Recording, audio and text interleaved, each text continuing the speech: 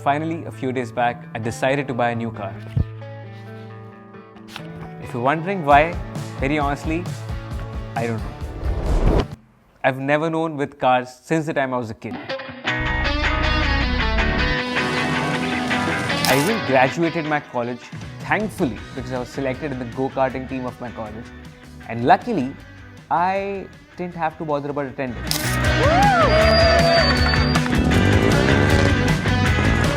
And take it one step even further, luckily I was selected as the driver of the go-karting team. Because statistically, I was the fastest one. And I'm not bragging here, but trust me, it's the best feeling ever. I got to drive at the Buddhist International Circuit. I got to do street races for skid pads and other competitions. And before I knew it, I was not at all worried about engineering because most of my time went into something that I had fallen in love with. And finally, the only reason I did give the interview for the go-karting team was because one of my seniors told me, if you get selected, you don't need to attend college as an attendance regulation. And you see, I didn't choose karting somehow. Karting chose me.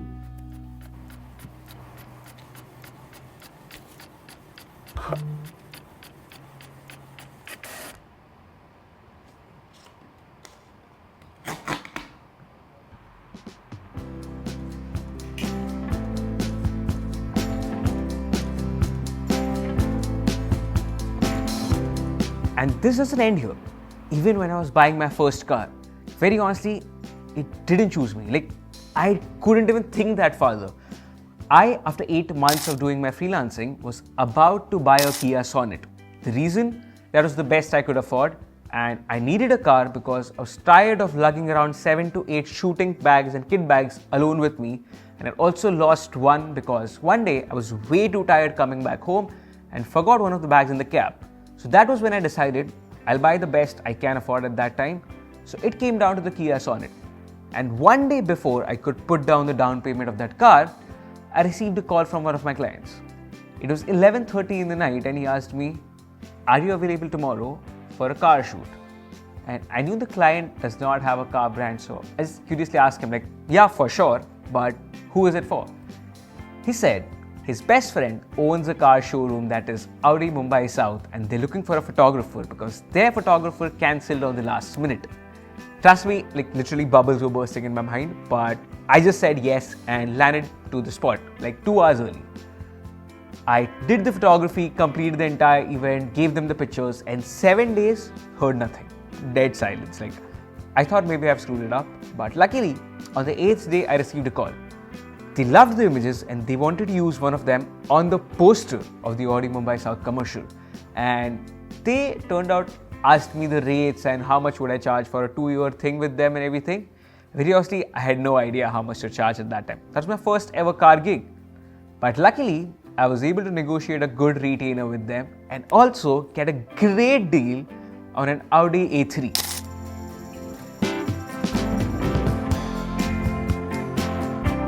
I know, yes. This is a proud moment for us. Sorry, can you keep this one? And that's how I got my first car, from a Kia Sonet to an Audi A3, which wasn't even in my wildest dreams. And even in this case, if you see, I didn't choose the Audi chose me.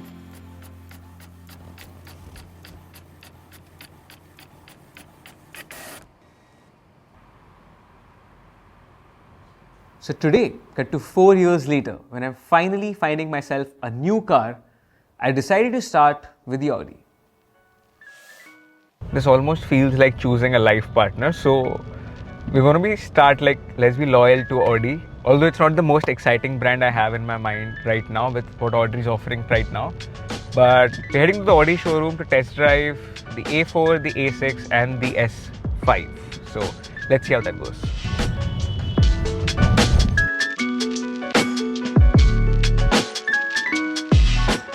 I've seen it outside, like I've never experienced the car. Perfect, no worry. Yeah. So we'll do one thing, we'll see the car first. Done. I think the car's parked outside.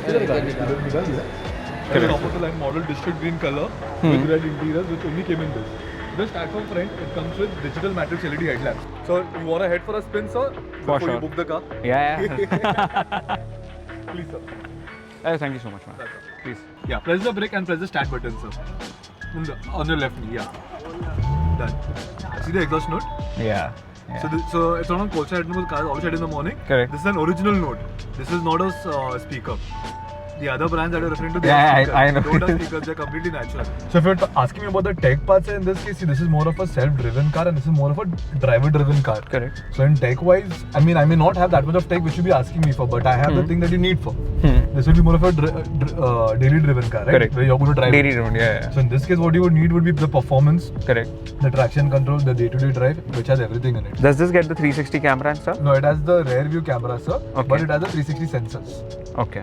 Yeah, so that is something which you have. It has a 360 sensor, but it only has a rear view camera. You have a head tunnel. Everyone is looking at you. Correct. So like there's people ready with the camera to remove a photo.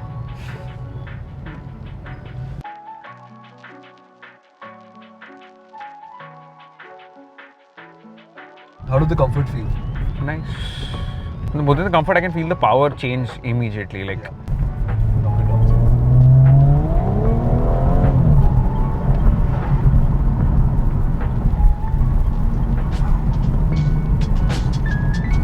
sounds and everything, the grip, handle, everything. Just like, just turn it. Yeah.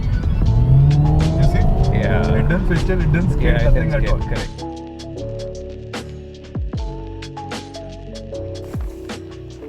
So what just happened? Very honestly, from the looks of it, I liked the Audi S5. The red interiors were very much like what I love. The green color on the outside also was like very, very good. But while driving it, there's something that kick I felt was missing. Maybe because the Audi dynamics is very similar to the A3. So noticing it immediately was a little bit difficult. And the tech part was little underwhelming in 2025, but maybe like that's what it is. It has all the essential bits, but I was looking at something more, but I don't know. So we decided to call the Mercedes to our office because I have an urgent meeting, but also going to the showroom, which is far away from here, doesn't make sense, and I'm tired. So finally I have the Mercedes right here, and we're going to test drive the C-Class right now and see how it goes. So let's see. Hey Mercedes, How can I help? roll down all the 4 windows. In order to use this function, you have to have online voice control. Please. Merc. What do I even say about it, very honestly? It's the exact opposite story of the Audi S5. Because from the outside of it, I didn't understand the car, very honestly. Like, I feel it lacks a little bit personality. It's trying to be a lot, but not trying to be young at all. But on the inside, it has a lot more tech than the Audi offered. Like, almost everything what a car should have. Assistance. Okay? Active brake assist. Hmm. So this ADAS is on. Seats kinetics. Okay. So seats, like when you're driving for a long drive, anything, Huh. you don't feel any fatigue or the seat automatically ऊपर नीचे थोड़ा आगे पीछे होगा. Automatically.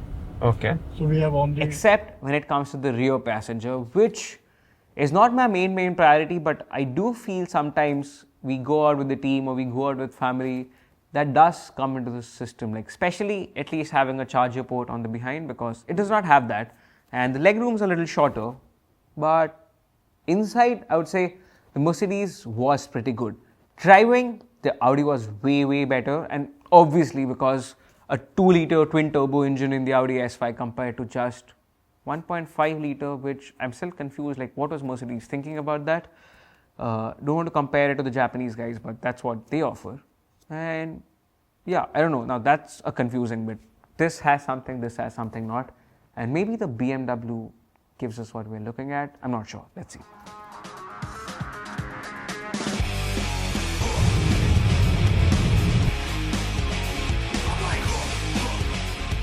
Trust me, I've seen the car right now. It looks like I'm already sold. I've not even seen the car from the inside. So this is the BMW 330li M Sport LCI2 model, okay, which has launched in 2025, okay. So firstly, when it comes to engine, this has the most powerful engine. So this comes with the 2-liter, it's a 4-cylinder with 258 bhp of power. So this is the fastest car in the segment. When it comes to feature, it's a fully loaded car, okay. So if we start from the top, this has a complete panoramic sunroof in it. So this has a complete glass on top. As you know, I mean, the name says it's a limousine car, so it's a longer vehicle. So this is extremely spacious for the rear passenger as well. This has a lot of gadgets in it. Okay, so you can see, you know, I mean, this has this one single long screen. Okay, your phone actually it becomes a car key. So with the phone, you can lock, unlock, you can sit inside, you can on the vehicle, you can drag the car. So even if you don't have a physical key along with you, you can drive the vehicle. So I don't need a key. My phone is my key to Yes. get into the car, drive the car. Nothing.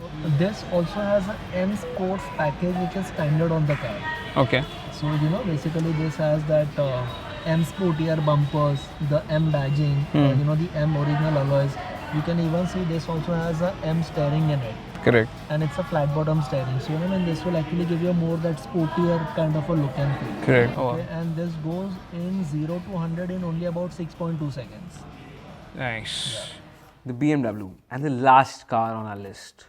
Very honestly, I wouldn't want to discuss how it felt because BMW for me has always been a bad boys car. Since the time I've played Need for Speed Most Wanted, it always felt cool, it always felt like wow, but it always felt not rishy for some reason, at least when I was a child, because I always considered myself as a good guy, but after driving the BMW, I feel I'm pretty clear about what car I want to buy, and I don't think it's the one that you guys are thinking. So let's go ahead and make the down payment of the car that I'm now, after driving all three, I'm very sure about.